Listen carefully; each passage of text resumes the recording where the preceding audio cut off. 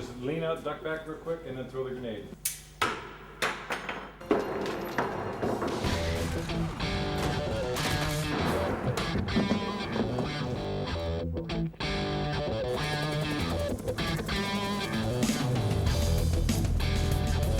When I first read the script, it was just like action-packed.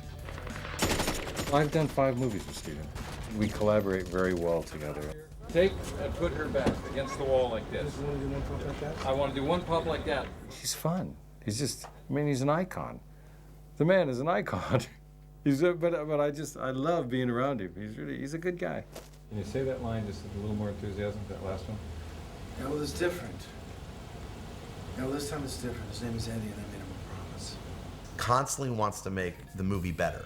He'll be giving you ideas and saying, hey, you know, this isn't working, let's try this. Don't turn for him. Okay, stand there. He's got all the skills. I mean, this guy's one of the best martial artists in the world. There's a lot of actors out there who are action stars who aren't real fighters. Steven Seagal is a fighter. I just have studied the martial arts all my life, and when I look at a situation, I think of what I would do in that situation, and that's what helps me choreograph my fights. Steven's not only an action star, he's a true martial artist. I love the martial arts, and I like to take various martial arts and give them the chance to open up in my movies, you know? He choreographs the fights. He knows exactly what he likes to do, and he's so good at it that he can show you, like, this is going to work, and he just walks in and does it. And the only thing I have to take care of is that I get the people who can actually fight him, you know, who are fast enough to react the way they should react. I wanted to make certain that Steven fought somebody that was as big as he was. And I remember when Steven first met him, he walks and he goes, man, this guy's big. And he was a professional, he was a wrestler. And I think that little bit of that challenge even made Steven go a step further. Hand-to-hand is what he's known for. Especially his fast hands. The way he moves his hands is, I've never seen anybody do that other than him. His hands, I'd be looking through the lens, his hands would move so fast you wouldn't even see him.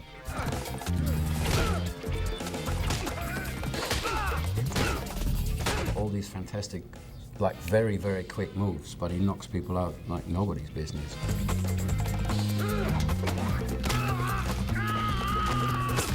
I certainly wasn't looking forward to going fist to fist with Mr. Seagal, and I think I escaped having to do that. Our battles were more battles of the wit. You kind of got me over a barrel.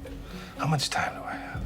You have all the time in the world, as long as you do it within 4 days. 4 days is just not enough time. He has this stature. You know, he's kind of like a rock. His charisma is fantastic. In combination with what he does, you know, you can't go wrong. He has what I call SQ, which is star quality. And he's a star. Maxine she's a spy. She's one of the guys, yet she's all woman. But as you'll see in the movie, she doesn't have a hard time at all firing a gun or, you know, killing people, slitting people's throats. She really loves that part. You slam him through the window? I wasn't afraid of guns or, you know, all of the explosions that they had going around or effects and sparks and, you know, I had shell casings flying in my eyes and that was a huge thing in the movie was, you know, keep your eyes open, keep your eyes open. Otherwise you just look kind of wimpy. You know, you're squinting your eyes and every time the gun goes off and it just looks really bad. They say, here, take this gun. She go out and practice shoot, and she's phenomenal. She's really gave a great performance. The only reason I took this job was so I could look you in the eye and tell you I've killed for money. I've lied, but my heart never got sold out with the contract. You almost, as a woman though, have to find a balance of doing the man's job and then also letting yourself be a woman. One of the biggest connections I had with Maxine is that it was okay to show her vulnerable side, but not be deemed as weak. And I think that that's something that I struggle with in my own life. So it was something that I could relate to the character in an enormous way. Mr. Radio Jones? Well, I'm playing a character named Chapel who is motivated by the mean green. He is interested in getting paid, and he really doesn't care who is hurt in that process. You will find $20 million in an account in the Cayman Islands. And that amount has been depleted, it'll be automatically refilled. And how many times may I deplete it, sir? Oh, you will know when you reach the limits of my indulgence. I think that he's definitely a man who doesn't want to get his hands dirty. In fact, he doesn't even pull out a gun until it's absolutely necessary. I don't touch a gun. And guns don't touch me. That's why I'm still alive.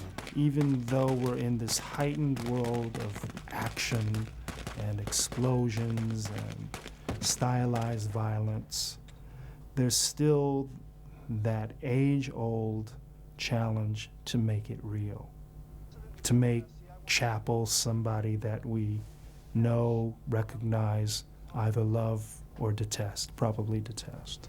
I never touch a gun. Sorry. That's your job. Idiot. That song I played was a song that I played when I was a kid in a piano recital. And it's one of the few things that I remember from taking piano lessons as a kid. Have you got to stop yet? We needed to assemble a crew of professionals, real professionals, and we worked with Steven on that. He had some very firm ideas about who he wanted involved with the project, who could help bring this project to life. And I just do the best I can to put together the best team to make the best movie I can. We brought in, you know, a stunt coordinator that he had worked with before, a director of photography who happens to be the director on the film, which really gave Steven a lot of confidence that we could accomplish these kind of lofty goals we set for ourselves. But these guys have to come around as the chopper's lifting up. When you're just directing, you're depending on another artist to put what you see in your mind up on the screen. So if I can do both, and I can put up exactly what I see, the way that I want it. Yeah, that's great. What he already has laid out in his mind is the look of the film, and that's worked to his advantage because unlike a lot of directors who have to spend the time to either argue or convince the DP of how something should be shot, Don knows exactly how it's going to be shot. Before I even became a director of photography, I'd been in the business 18, probably 20 years. I was with Harry Stradling, Haskell Wexler, Connie Hall, Vilmos Zsigmond, Laszlo Kovacs. I mean, to watch these guys work, and then on the other side of the coin, I worked with Spielberg, Scorsese, Peckinpah, Billy Wilder, and Blake Edwards. And to watch these guys work, I mean, it was the greatest education in the world. To direct and shoot, I find it to be, for me, easier because the way, I mean, I'm a very hyper person, and my brain's working like this constantly. I severely rely upon my crew, my gaffer, my key grip, my camera operator. I really rely upon because of the fact that I am not going to sit on the camera like when I'm just shooting. I'll sit on the camera and I'll light through the camera and I'll lay the dolly shot out and stuff. I now leave that up. It's more like the English method. I now leave that up to the camera operator. The next thing I want to do is I want to push in on you as you realize it's Seagal. Dolly. And action. Sigma, repeat. This is Alpha 9. Alpha 9, over. I really wanted to do a big action movie, and I loved to play Army. I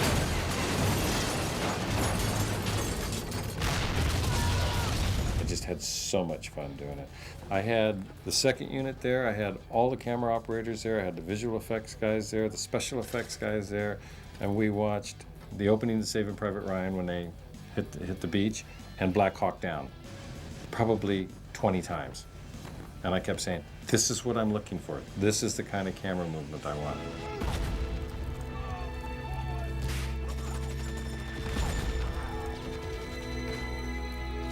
And I think that we did a really good job. I think in that opening sequence we achieved that. We really achieved that look. They had to build the whole area where Steven is and the Mercenaries. That was all built up on a big cement deck. I mean, it was a huge set. We brought a major general down from England to show us actual footage of grenades and mortars and car bombings and stuff from Iraq. So I was showing all my effects guys, all my prop guys, everybody. I was showing them actual live footage and saying, this is what we want to achieve, this is what we're looking for, and we did it. We're just busy setting up for an explosion on a truck here. The truck's going to drive over these bomb pots, a couple of maroons, that kind of stuff. No petrol, so it's not going to be a huge big fireball. It's primarily a dust hit that we're busy going for over here.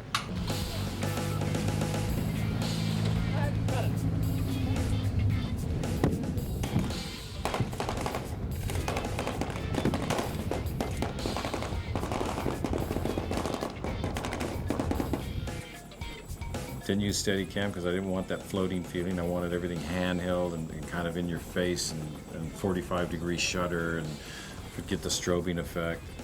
We used skaters for dollies, which are those little four-wheel ATVs or whatever they are, and we just strapped the cameras in with a bungee cord to do those like dolly shots with all the people leaving, all the refugees leaving the war zone. And I have to tell you, the set decorator, he did a phenomenal job because it was just a big empty dirt lot out behind the production offices. Listen carefully, act quickly. The production designer, he designed the interior of the bank and all the hallways around, because it's a huge fight and shootout sequence in the bank, around the look of that bank interior. And then the vault, what they call the black vault, he designed himself, which is a beautiful set. I mean, it's a gorgeous set. I thought the vault was a lot of fun. This is gonna be fun.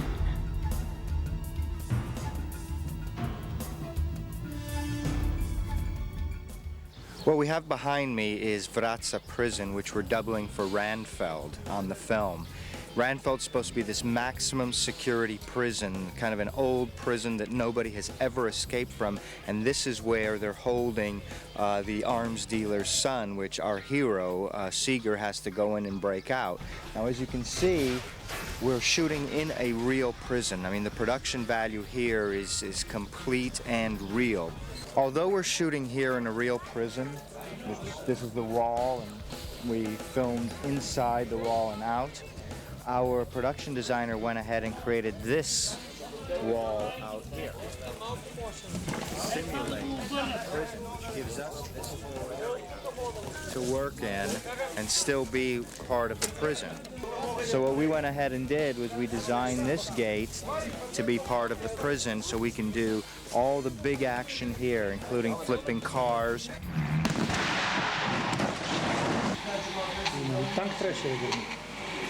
Yeah, wow. Action!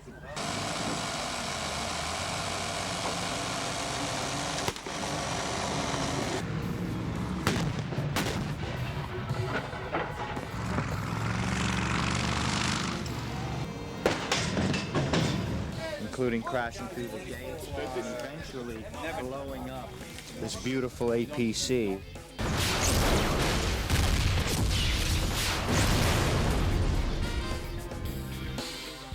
Once I have something worked out that I like, I show it to the director and then I show it to the actor if the director likes it. When you have someone like Dickie, who has, probably 50 films under his belt, shot all over the world, nothing is impossible. To go as fast as they can possibly go. And action! Action gone.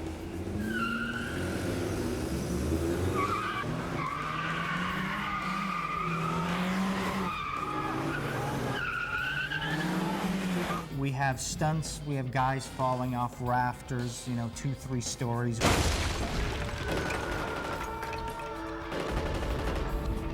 We have cop cars flipping, we had any action sequence you can think of, we have it.